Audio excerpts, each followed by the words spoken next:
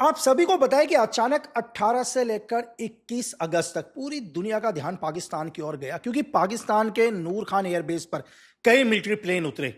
ये कुछ टर्की से थे, कुछ चाइना से थे। लेकिन ऐसा क्यों हुआ?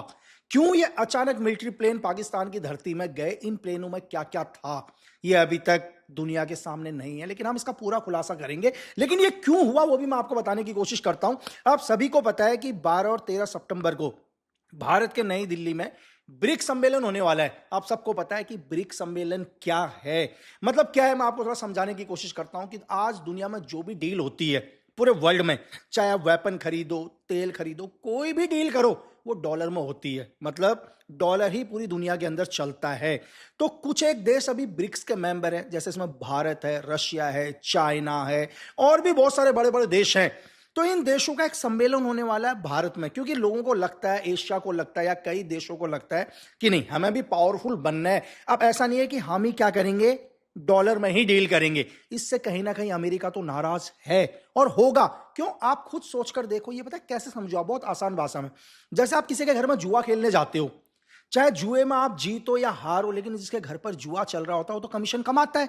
तो पूरी दुनिया के अंदर अमेरिका कमीशन कमाता है। चाहे आप वेपन किसी भी देश से खरीदो, तेल किसी भी देश से खरीदो, सामान किसी भी देश से खरीदो, आप उस देश को क्या दोगे? डॉलर्स दोगे, यानी कि डॉलर पर डील होगी, तो उसका कमीशन अमेरिका को जाना ही जाना है। तो अमेरिका दुनिया के अंदर कभी नहीं चाहता कि डॉलर की डील दुनिया से खत्म हो। ये अभी से नहीं, आप सबको पता है कि इराक के ऊपर अमेरिका ने हमला किया। क्यों हमला किया? सद्दाम के ऊपर या इराक के ऊपर अमेरिका ने हमला किया क्योंकि कहीं ना कहीं से अमेरिका को एक इनपुट मिला। ये इनपुट देने वाला पता है कौन था? ये था ब्रिटेन की MI6, यानी कि CIA के साथ उसने एक इंच शेयर करी कि WMD, मतलब न्यूक्लियर वेपन बनाने की कोशिश कर रहा है सद्दाम हुसैन, और यह दुनिया के लिए बहुत बड़ा खतरा है। तो अमेरिका ने क्या कर दिया? आप सबको पता है कि अमेरिका ने अपनी फोर्स इराक में उतार दी, लाखों लोग बेघर हो गए, और 2006 को पूरी दुनिया को पता है कि सद्दाम हुसैन को फांसी पर लटका दिया गया। पूरी दुनिया को वजह क्या बताया? कि Saddam Hussain nuclear biological weapon बना रहा है जो दुनिया के लिए बहुत डेंजर है। लेकिन सच कुछ और था। सच पता है क्या था? सद्दाम हुसैन कोई भी न्यूक्लियर बायोलॉजिकल केमिकल नहीं बना रहा था, लेकिन सद्दाम हुसैन ने एक चीज डिसाइड कर लिया था कि अब वो दुनिया में जो भी डील करेंगे वो यूरो में करेगा, अब वो डॉलर का यूज नहीं करेगा। तो अमेरिका को कहीं ना कहीं लग गया कि अगर सद्दाम ने शुरुआत कर दी तो धीरे धीरे क्या होगा, पूरी दुनिया डॉलर से बैकफुट जाएगी और अलग अलग करेंसीज पर डील करने लग जाएगी। इस वजह से सद्दाम हुसैन को मारा, जो आज भी अमेरिका दुनिया से छुपाता है। अब थोड़ा सा और आगे आ जाओ यार। आप सबको बताया कि 20 अक्टूबर 2011 को लीबिया का गद्दाफी को मार दिया गया था। इसके ऊपर भी क्या आरोप लगाया अमेरिका ने? अमेरिका ने लगाया कि इंटरनेशनल ह्यूमन राइट्स, मानव अधिकार का उल्लंघन कर रहा है, लोगों के ऊपर जात्या कर रहा है, लोगों को मार रहा है। बस इस वजह से अमेरिका ने गद्दाफी को भी मौत के घाट उतार दिया। लेकिन जब आप इसकी डीपली पीछे जाओगे तो आपको कहीं ना कहीं ये लगेगा और पता चलेगा कि गद्दाफी भी क्या था। उसने भी एक ही चीज बोली थी कि हम डॉलर में कोई डील नहीं करेंगे। आज के बाद लीबिया दुनिया के किसी भी देश से अगर डील करेगा तो गोल्ड में करेगा, यानी कि गोल्ड दिनार में करेगा। और ये बात फिर CIA को पता चली, और CIA ने कहा US को कि अगर गद्दाफी दोबारा से सेम सद्दाम हुसैन की तरह डील गोल्ड में करने लग गया तो धीरे धीरे बाकी देश भी करेंगे, और उन्होंने सेम क्या कर दिया, गद्दाफी को भी मार दिया। तो अब हम आते हैं दोबारा से कि ब्रिक की डील सेम क्या हो रहा है। हिंदुस्तान में ब्रिक का एक सम्मेलन है, और जो ब्रिक के देश हैं वो सभी देश चाहते हैं कि यार हम भी पावरफुल बने, हमारे को नहीं करनी है डॉलर में डील। तो कहीं ना कहीं आपने देखा कि पाकिस्तान के नूर खान एयरबेस या कराची एयरबेस के अंदर कई मिलिट्री प्लेन उतरे, और मतलब चाइना ने भी डिले कर दिया। चाइना ने बोला कि यार नहीं, इसमें तो कुछ नहीं था, सिर्फ स्पेयर पार्ट्स थे। वहीं टर्की ने भी क्या बोला, नहीं नहीं, इन प्लेनों के अंदर कुछ भी नहीं था, राहत का सामान था। मैं आपको बताऊंगा कि कौन से प्लेन उतरे और उन प्लेनों में क्या था, ये भी मैं आपको बताने की कोशिश करूंगा और अच्छे से समझाऊंगा। तो मैं आपको बताता हूं 18 तारीख से लेकर 21 तारीख तक। सबसे क्या है, तुर्की की एक जगह अंकारा से एक प्लेन उड़ता है A400M, यानी कि एक मिलिट्री प्लेन। इस प्लेन के ऊपर पता है क्या लिखा हुआ था? इस प्लेन के ऊपर लिखा हुआ था कि बहुत सारी दवाइयां जा रही हैं, मेडिसिन जा रहे हैं। जो पेपर्स बने थे वो भी क्या था, मेडिसिन थे, यानी कि मिलिट्री हेल्प कर रही है पाकिस्तान के उन लोगों को जिनको दवाइयों की जरूरत है। आपको पता है कि पाकिस्तान में गृह युद्ध जैसी सिचुएशन चल रही है। आपको बलोच का मैटर पता है, आपको POK का मैटर पता है, आपको अफगानिस्तान और पाकिस्तान का लगातार वॉर चल रहा है। तो ये प्लेन क्या होता है, सीधे नूर खान एयरबेस पर उतरता है, सेम प्लेन के ऊपर ही हिस्से में दवाइयों के डब्बे रखे हुए थे बहुत सारे, लेकिन नीचे नीचे दवाइयां नहीं थी। नीचे क्या थी? TB3 ड्रोन के बॉक्स रखे हुए थे। कह रहे हैं कि 4 बड़े बड़े डब्बे रखे हुए थे।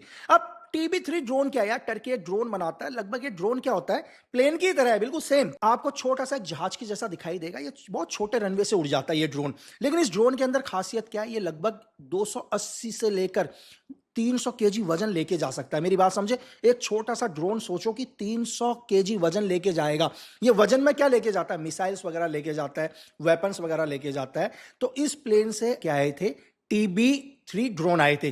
तो सेम इसी रास्ते से एक और प्लेन उतरता है नूरबेर एयरबेस पर। इसमें भी सेम क्या लिखा हुआ था? इसमें लिखा हुआ था कि टेंट का सामान आ रहा है, राहत का सामान लोगों के रहने के लिए। लेकिन अंदर टेंट नहीं थे। अंदर क्या थे? बहुत सारी मिसाइल्स थी। बहुत सारे मिसाइल्स के पार्ट कहां से आए? टर्की से आए, टेंटों के नाम पर। ये भी क्या है? सेम पाकिस्तान के नूर खान एयरबेस पर।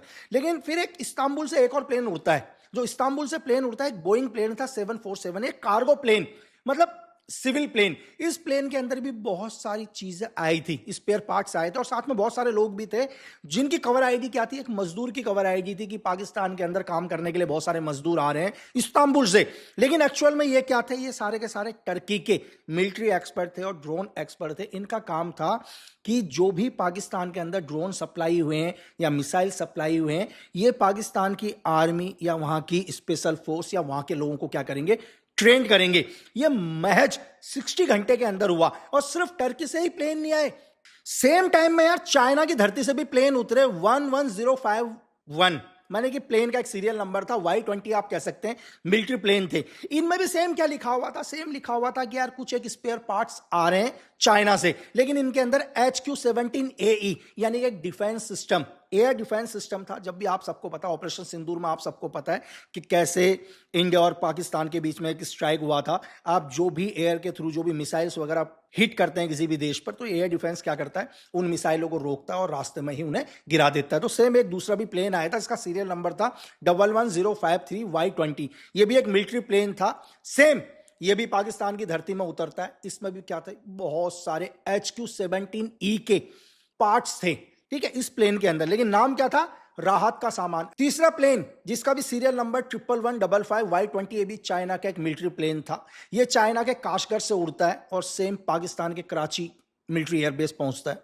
और इस प्लेन के अंदर क्या थे? JF-17 यानी कि जो फाइटर प्लेन है चाइना का, उसके बहुत सारे पार्ट्स, स्पेयर पार्ट्स, बहुत सारी मिसाइलें। अगर लड़ाई होती है तो प्लेन को अपग्रेड करने के लिए तो चाइना ने ये सामान भी पाकिस्तान की धरती में पहुंचाया। अब लेकिन सोचने वाली बात है यार कि चाइना तो खुद क्या है?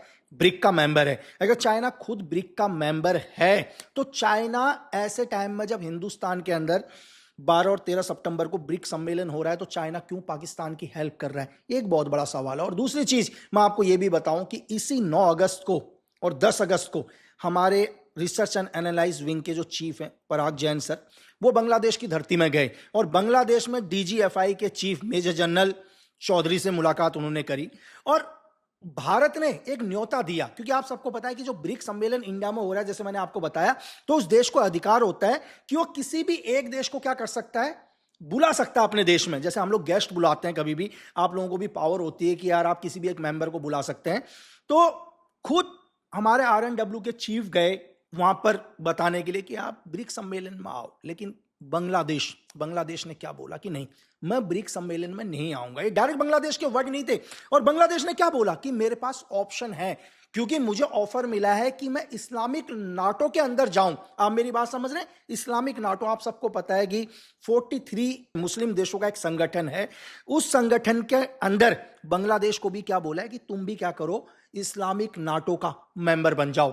ये बांग्लादेश बोल रहा है। ये वो बांग्लादेश बोल रहा है जिस बांग्लादेश को भारतीय सेना ने आजादी दी। आज वो बांग्लादेश किसके क्लोज जा रहा है? आज वो बांग्लादेश पाकिस्तान के क्लोज जा रहा है। उसको लग रहा है कि पाकिस्तान उसकी मदद करेगा। क्यों? क्योंकि उन्होंने एक और शर्त रखी है। उन्होंने शर्त क्या रखी है कि आप शेख हसीना को, यानी कि जो फॉर्मर प्राइम मिनिस्टर बांग्लादेश है, उसको क्या करो? बांग्लादेश के हैंड ओवर कर दो। ये भी क्या है? ये भी बांग्लादेश की एक शर्त है। वो भी इस वक्त पर जिस वक्त पूरी दुनिया वॉर पर है। मैं पूरी दुनिया वॉर पर क्यों बोल रहा हूं? क्योंकि आपको पता है कि रशिया यूक्रेन का वॉर लगातार चल रहा है, ईरान अमेरिका का वॉर लगातार चल रहा है, इजराइल ईरान का वॉर लगातार चल रहा है, कंटिन्यू। कई ऐसे देश हैं जो वॉर में हैं। अगर आप 20 मई 2026 का मेरा एक ट्वीट पढ़ें, मैंने ट्वीट पर साफ कह दिया था कि बहुत जल्दी, यानी कि इस साल दिसंबर तक, 2026 में दिसंबर तक क्या है, शेख हसीना बांग्लादेश जाएगी, और शेख हसीना जैसी बांग्लादेश जाएगी, बहुत जल्दी तारिक रहमान शायद बांग्लादेश के प्रधानमंत्री ना रहे। और यही बात 10 जुलाई 2026 को शेख हसीना ने भारत के मंच से बोला कि चाहे उन्हें मार दिया जाए, चाहे बांग्लादेश जाते उनको असैसिनेट कर दिया जाए, लेकिन फिर भी वो क्या है, बांग्लादेश जाएंगे। तो बहुत सारे लोगों के मेरे पास सवाल आए कि सर आपको कैसे पता चल गया इतने महीने पहले कि शेख हसीना बांग्लादेश जाएगी? एक्चुअली क्या है कि बांग्लादेश की ग्राउंड रिपोर्ट क्या कहती है, हम उसको लगातार एनालाइज करते हैं। जहां बांग्लादेश को ऐसा लगा था या वहां की जनरेशन को ऐसा लगा कि तारिक रहमान आएंगे तो बांग्लादेश का उद्धार होगा, लेकिन बांग्लादेश की आम जनता को समझ में आ गया कि नहीं यार, तारिक रहमान तो क्या है, पूरे के पूरे चाइना के इन्फ्लुएंस में है, या वहां के यूनिस खान पूरे के पूरे किसके इन्फ्लुएंस में है, अमेरिका के हैं, या वहां की आर्मी पूरी की पूरी किसके इन्फ्लुएंस में है, पाकिस्तान के इन्फ्लुएंस में। लोगों को समझ में आ गया कि नहीं, ये पावरफुल लोग क्या होंगे, सिर्फ पावरफुल बनते जाएंगे, अमीर बनते जाएंगे, लेकिन जनता क्या है, वो धीरे धीरे धीरे धीरे खत्म होती जाएगी। इसलिए बांग्लादेश के आम लोग भी आज चाहते हैं कि शेख हसीना क्या हो, दोबारा बांग्लादेश आए। और अगर आप एक और ट्वीट देखें मेरा, मैंने मई 2026 को एक ट्वीट किया था, और वो ट्वीट मैंने पता क्या किया था, मैंने ट्वीट में यह लिखा था कि आज पूरी दुनिया अमेरिका और ईरान का वॉर देख रही है, लेकिन इसी वॉर में अंदर खाने बहुत चीजें चल रही है। अंदर खाने MI6 CIA क्या कर रहे हैं, पाकिस्तान की मीटिंग टर्की से लगातार कर रहे हैं, सऊदी से लगातार कर रहे हैं। ये मैंने मई को लिख दिया था, आप चेक कर सकते हैं ट्विटर पर। एक्चुअली क्या था, जब पूरी दुनिया का ध्यान वॉर में था तो अमेरिका को पता था कि मुझे पूरे एशिया को कंट्रोल करना है, मैं एशिया में शांति नहीं होने दे सकता। लेकिन क्या है, हिंदुस्तान का सबसे बड़ा दुश्मन पाकिस्तान, तो पाकिस्तान को मजबूत कैसा करा जाए। अब नाटो का मेंबर है टर्की, आप सबको पता है कि तुर्की नाटो का मेंबर है, तो इसने क्या कर दिया, एक इनर टीम बनाई, मतलब एक डिफेंस डील। बोला कि अगर कल इंडिया और पाकिस्तान वॉर में आते हैं तो पाकिस्तान की मदद कौन करेगा? अमेरिका तो डायरेक्ट मदद नहीं कर सकता, नाटो डायरेक्ट मदद नहीं कर सकता, तो इसके लिए हम क्या करते हैं, टर्की को क्या कर देते हैं, डिफेंस डील करवा देते हैं पाकिस्तान के साथ। लेकिन पाकिस्तान भूखा नंगा देश, पाकिस्तान के पास पैसे नहीं है, तो पाकिस्तान कैसे सरवाइव करेगा? तो फिर सऊदी अरब को भी इसके अंदर ले लिया, और सऊदी अरब का पैसा, यानी कि अगर वॉर होता है तो कहीं ना कहीं सऊदी अरब पाकिस्तान को क्या करेगा, पैसों से हेल्प करेगा, और मिलिट्री और वेपन्स और टेक्नोलॉजी कौन देगा? टर्की देगा। इसलिए एक डिफेंस डील हुई है ये। अभी इस डिफेंस डील में एक और ऑफर दे दिया पाकिस्तान ने, पता है क्या है, वो शायद अभी न्यूज में नहीं है, लेकिन इनर ऑफर क्या दे दिया कि ईरान भी आ जाओ। अब जैसे ईरान आ जाओ तो अमेरिका का दिमाग खराब, अमेरिका बोलता है ईरान तो मेरा सबसे बड़ा दुश्मन है, साला ईरान कैसे तुम्हारे डिफेंस डील के अंदर आएगा? अगर ईरान डिफेंस डील में जाता है तो अमेरिका ने एक वार्निंग दी है इंटरनल, वो वार्निंग किसको दी है? पाकिस्तान को, कि अगर तुमने इस डिफेंस डील में ईरान को अपने साथ लिया तो मैं पूरे पाकिस्तान में धुआं धुआं कर दूंगा। लेकिन अमेरिका को भाई ये भी पता है कि ये पाकिस्तान किसी का भी नहीं है, चाहे एड फंडिंग हमसे ले, लेकिन बिन लादेन को क्या करता है, ये अपने घर में पालता है। चाहे हम इन्हें पैसों से मदद करें, लेकिन ये पूरा का पूरा सपोर्ट किसको करता है अंदर खाने? ईरान को करता है। ये बात अमेरिका को भी पता है। तो आज पूरी दुनिया, आप समझ रहे किस तरह से हिंदुस्तान को घेरने की कोशिश करी जा रही है, यहां पाकिस्तान की डिफेंस डील करी जा रही है, वहां नॉर्थ ईस्ट के अंदर बार बार अफवाहें उड़ाई जा रही हैं कि चाइनीज आर्मी क्या है, अरुणाचल के अंदर एंटर कर चुकी है या म्यांमार से एंटर कर चुकी है, ऐसी बहुत सारी सोशल मीडिया के अंदर चल रहा है। अब ये छोड़ो, बहुत सारे ऐसे लोग होंगे जो कहेंगे यार सर कि पाकिस्तान डिफेंस डील कर रहा है, अमेरिका पावरफुल बन रहा है, चाइना पावरफुल बन रहा है, हिंदुस्तान क्या कर रहा है? हिंदुस्तान को हर चीज पता है, मैं ऐसा नहीं कहूंगा नहीं पता।